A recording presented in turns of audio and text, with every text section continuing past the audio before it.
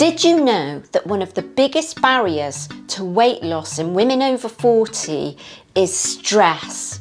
Hello fam, and welcome to my channel. My name's Melissa Neal, and this channel is all about helping you if you're a woman over 40 get in fantastic shape. And it doesn't matter whether you're 40, 50, 60, 70 or over.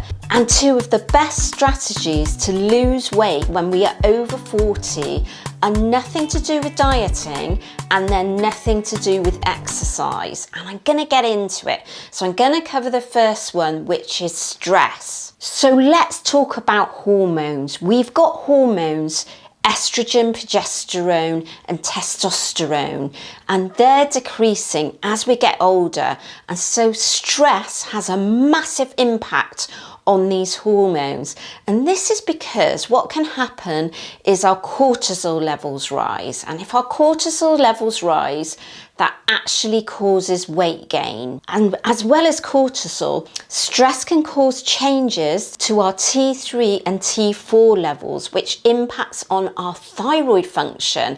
And our thyroid function in turn controls our weight. Then stress can actually cause insulin resistance, and so that's when our body stores fat more easily and it's really difficult to lose fat. And the other thing that stress can cause is stress eating, can't it? And many women do suffer from stress eating. We live in an era where life is very stressful, and it's almost become acceptable, hasn't it, to live with a lot of stress in our lives. And I would say to you that actually lots of stress is not acceptable, not just for weight gain, but for overall health. It's really important that we reduce our stress levels. So what can we do about it? Well, I'm not a doctor and I'm not a mental health expert, but these are some of the strategies that I've tried myself. And when I've talked to women about what works for them, one of the things I'm a great believer in is asking for help when we need it. We as women, we're really bad at accepting help, and sometimes we need the people in our lives, don't we, to step in. It's about taking control. It's about making you a priority and not feeling guilty about that, because making you a priority is actually going to be beneficial for everyone around you if your physical health is better and if your mental health is better. Delegating some of those tasks that you've got to other people around you that can pick up those tasks.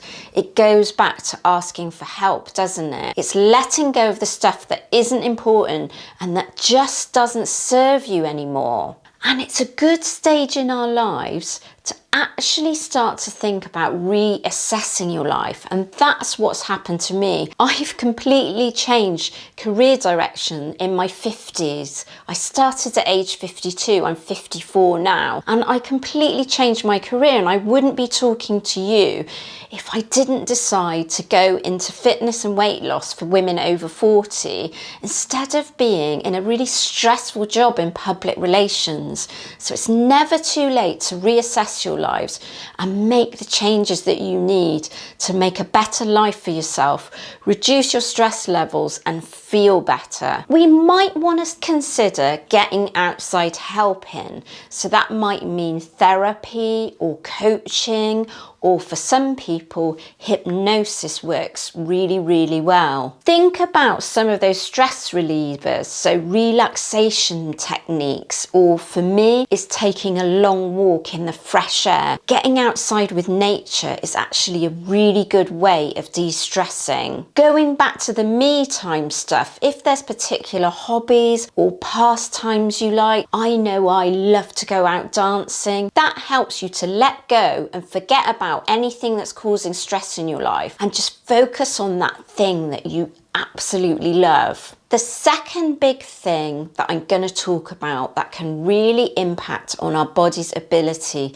to lose weight is sleep. Sleep is really, really important as we get older. But unfortunately, and I know this from my own experience, it's really difficult to come by, isn't it? Sleep gets much more difficult as we get older.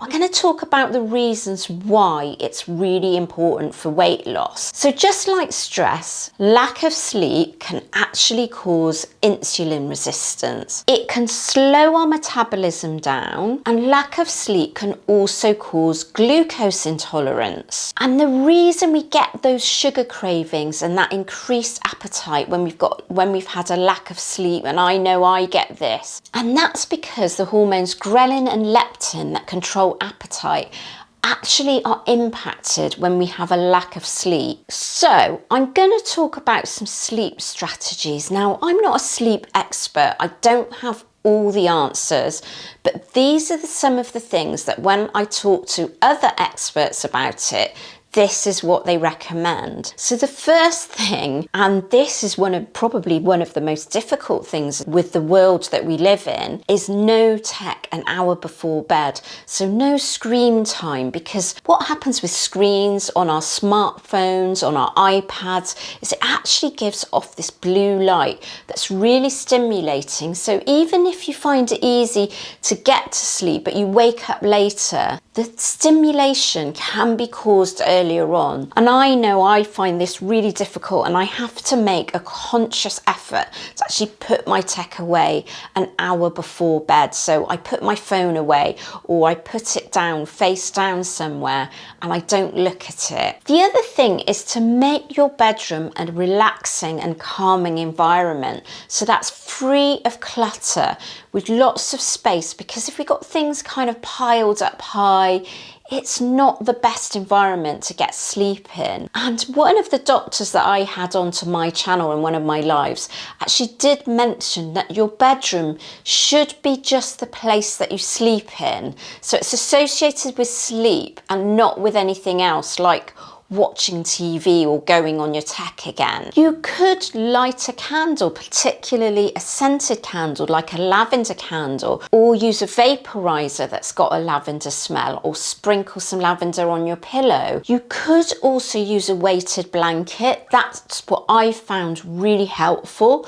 But when I had night sweats, I couldn't cope with a weighted blanket. So if that's you, that's probably not appropriate. Relaxation audios can be really helpful for some people before they go to bed, or taking up a soothing bath. Remember to keep your bedroom cool. Either have the window open, or if you're lucky enough to have air conditioning, set it so it's a low temperature, because it's much easier to sleep like that.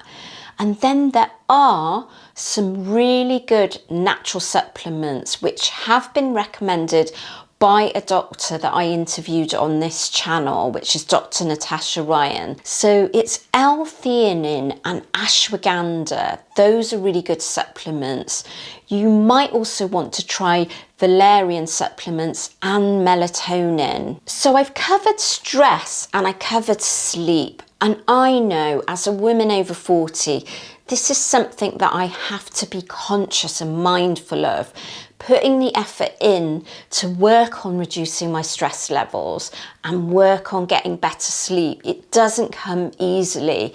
But I will say, and I've made a video about my hormone replacement therapy journey, that since I've been taking HRT, I would say my stress levels are down a bit and I'm actually sleeping better. Now, that's not to say that you have to take HRT, but getting my hormones under control, my estrogen levels up and my progesterone levels up, has really made a difference. And if you think you've been affected by what I've been talking about in this video, high levels of stress and poor sleep, and it's stopping you from losing weight, do let me know in the comments section. I'd be really interested to hear from you. And another biggie is gut health. So if you want me to make a separate video on that, do comment below and I'll certainly make one.